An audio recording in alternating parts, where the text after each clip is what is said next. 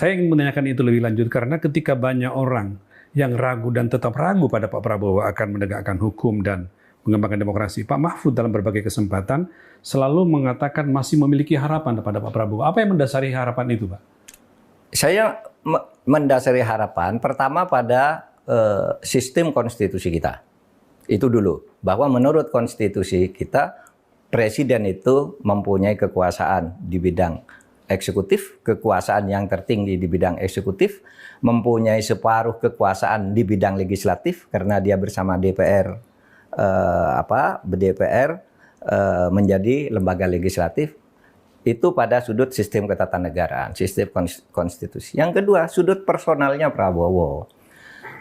Prabowo ini menurut saya, menurut pengalaman saya, punya modal yang cukup untuk bisa dipercaya, ya, menata ini. Karena yang lain sudah dikalahkan, gitu kan? Anies sudah kalah, Ganjar, dan saya nggak sudah. ada pilihan lain, Prabowo yang pilihan kita, lain. Prabowo harapan kita menjadi presiden kita. Dan ya. kita letakkan ini kekuasaannya di bawah konstitusi. Ya. Kita dorong untuk tidak takut kepada siapapun.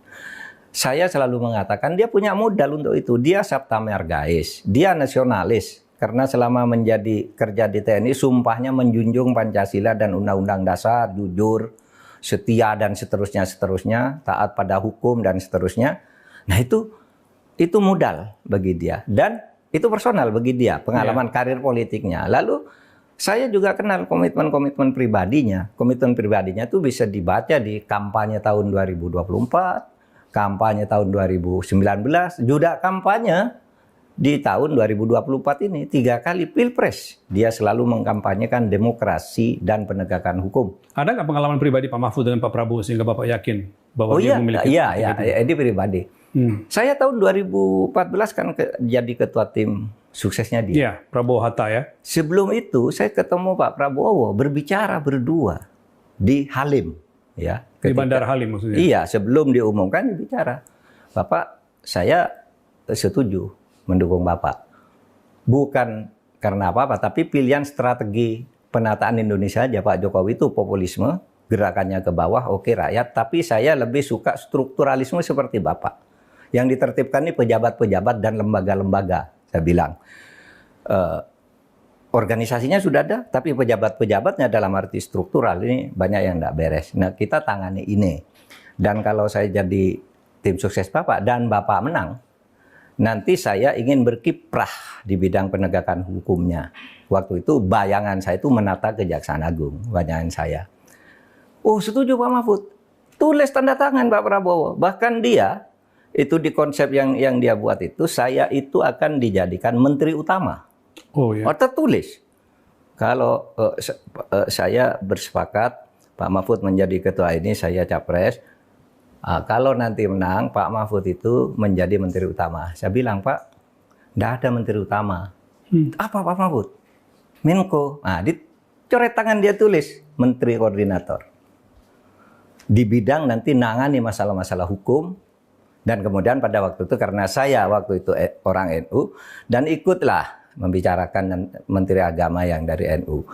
Oh, setuju Pak Mahfud, tapi ini ya, nanti catatan. Tambah catatan lagi di tantangan dia. Dengan catatan, nanti ini akan secara final dikonsultasikan dengan Kiai Akil Siroj. Ketua Umum PBNU. Sebagai Ketua Umum PBNU. Itu tertulis, ada tanda tangannya, sampai sekarang saya simpan. Yang Suratnya tanda tangan, ada? iya saya tanda tangan, Pak Prabowo tanda tangan, Pak Hatta Rajasa tanda tangan. Nah, yang ngantar minta tanda tangan ke Pak Hatta Rajasa itu Pak Mas Duki. Mas Duki Badowi. Kalau saya tanda tangan di depan dia. Gitu. Nah, itu masih ada sampai sekarang. Ini adalah modal menurut saya bagi Pak Prabowo. Bahwa dia tuh punya pikiran seperti itu. Menata hukum dari sudut pejabat-pejabat yang brengsek. Tekanannya pada struktural. Saya bilang populisme bagus. Dan rakyat lebih suka populisme karena ternyata milih Pak Jokowi kan. Tapi semua Pak Prabowo menang waktu itu kan lebih pada penegakan hukum sebagai sistem. Saya punya catatan itu, tentu itu catatan yang tersimpan, tidak ada kaitannya dengan sekarang. Artinya kalau itu kita tagih sekarang nggak fair ya? Nggak fair. Itu kan karena itu dengan Pak Mahfud ya. Saya hanya katakan ada modal itu, dan kalau mau dilihat ke saya sekarang ada, saya simpan. Jadi menjadi beralasan memang Pak Mahfud mengatakan ada harapan. Ada harapan, perbaikan. Karena waktu itu bersemangat sekali, Pak. menjunjung tinggi prinsip jurnalisme dalam setiap tayangan terbaiknya, menghadirkan berita bernilai sebagai referensi, gelar bicara yang tajam, Tidak, ini kan kebohongan dok.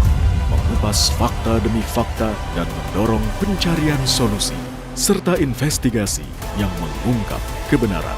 Rosi, Satu Meja, The Forum, Sapa Indonesia Malam, Nilu, ikuti semuanya bersama Kompas TV.